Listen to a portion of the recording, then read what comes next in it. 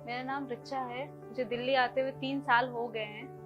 और ऐसा हुआ कि पिछले साल 2021 में जब जनवरी मतलब बीत रहा था, जनवरी के लास्ट लास्ट में ऐसा हुआ कि मैं अपने हाथों को नहीं उठा पा रही थी।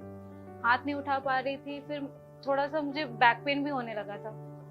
और हॉस्पिटल में मैं जॉब करती थी, तो फिर मुझे सबने बोला कि तुम ऑर्थो वाले को दिखा दो ना, तो शायद तुम्हें आराम मिल जाएगा। मैंने ऑर्थो वाले को दिखाया, उन्होंने बहुत सारे टेस्ट करवाए। टेस्ट करवाने के बाद उन्होंने मुझे बोला कि आप एक्सरे करा लो। मैंने एक्सरे भी करा लिया। फिर एक्सरे जब दिखाया तो एक्सरे में ज़्यादा कुछ आया नहीं, लेकिन डॉक्टर ने बोला कि हाँ, तुम्हारे स्पाइनल कॉर्ड में थोड़ा सा स्टिफनेस है, तो वो तुम एक्सरसाइज करो और थोड़ा सा कैल्शियम के टैबलेट लो और मेडिसिन लो, उससे ठीक हो जाएगा। और पेन किलर्स लो, सही हो जाएगा।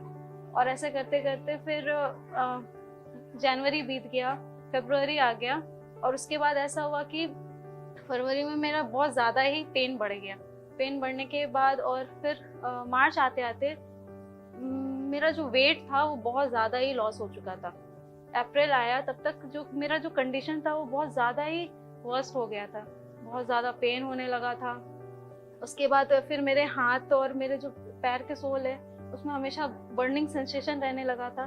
वो इतना ज़्यादा हो गया था कि अगर मैं बहुत देर 5 मिनट भी अगर खड़ी रहूं तो जैसा लगता था कि बिल्कुल जल जाएगा।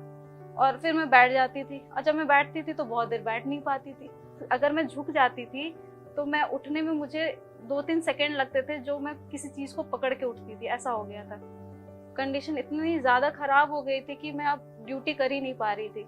मेरा 6 घंटे का शिफ्ट जो होता था वो भी मेरे लिए बहुत भारी पड़ता था। और बैक पेन जब शुरू होता था तो वो जो ये हेड का जो बैक में है, जहाँ से स्पाइनल कॉर्ड शुरू होता है, वहाँ पे पेन शुरू बहुत एक्सट्रीम पेन होता था, जिसको समझ में नहीं आता था कि इसको कैसे ठीक करें। और मैं उस समय कोशिश करती थी कि मैं सो जाऊं तो शायद ये दर्द खत्म हो जाएगा, लेकिन वो दर्द जाता नहीं था। फिर मैंने एमआरआई कराया, और एमआरआई जब कराया तो एमआरआई में आया कि आपके मेरे सर्वाइकल और लंबार में स्वेलिंग है। और वो इतना ज़्यादा स्वेलिंग है जो आपको हमेशा पेन में रहने देगा। फिर लास्ट में उन्होंने मुझे बोला कि तुम्हारे सिम्टम्स देख के ये लग रहा है कि तुम्हें फाइब्रोमाइल्जिया एक कंडीशन होता है, वो है जो एक क्रॉनिक डिजीज है, जो आपके डिसऑर्डर है, जो आपके लाइफ टाइम रहेगा जब तक आप हो, और वो कभी ठीक नहीं होगा। मैंने यहाँ आना अगस्त में शुरू किया, 31 लास्ट में आई थी। तो उस समय वचन जो पास्टर जी बता रहे थे, उन्होंने उस समय भी यही बताया कि प्रभु चंगाई देता है, लेकिन वो आपको आपके वचन से देगा। वो बोलना पड़ेगा।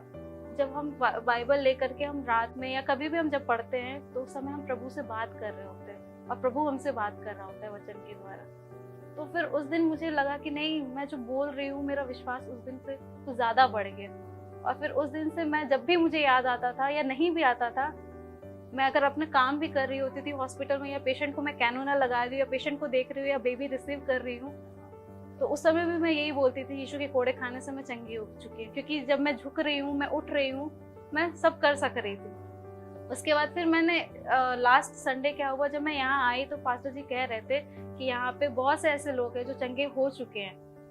और उस दिन फिर मुझे रियलाइज हुआ कि नहीं, शायद मैं तो यहाँ 4-4, 5-5 घंटे बैठ रही हूँ। तो उस दिन फिर मुझे लगा कि नहीं, शायद मैं चंगी हो चुकी हूँ। और फिर मैं घर गई। घर जाने के बाद मेरी दीदी और हम लोग सब बाहर घूमने गए थे। मैं दिन भर उस दिन पूरा घूमी, और वहाँ से आकर के फिर मैंने वैसे ही छोटा सा प्रार्थना किया। मैंने बोला, यीशु तेरे कोड़े खाने से मैं चंगी हो चुकी। आज मैं पूरा दिन घूमी, लेकिन मुझे कोई दर्द नहीं है, कहीं दर्द नहीं है। ये कमर में जहाँ मुझे हमेशा दर्द रहता था, मैं बैठ नहीं पाती थी, अब मैं आराम से बैठ सकती हूँ। उसके बाद फिर मैं सो गई। सोने के बाद मैं जब उठी सुबह, तो मैंने अपने से आँख नहीं खोला। मुझे ऐसा लगा कि मुझे कोई उठा रहा है, बोला उठो और बताओ कि तुम चंगी हो चुकी है।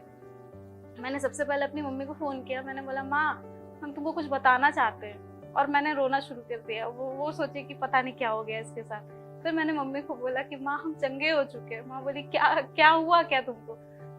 हम बोले, माँ, हमको बहुत दिन से दर्द नहीं है, हम बहुत घंटे घंटे अब हम बैठ रहे हैं, हम घूम सक रहे हैं, हम हर चीज़ वो कर पा रहे हैं जो हम कर सकते थे। और ऐसा हफ्ता भर निकल गया जहाँ मैं हर कोई काम कर रही हूँ जहाँ मुझे कोई पेन नहीं है।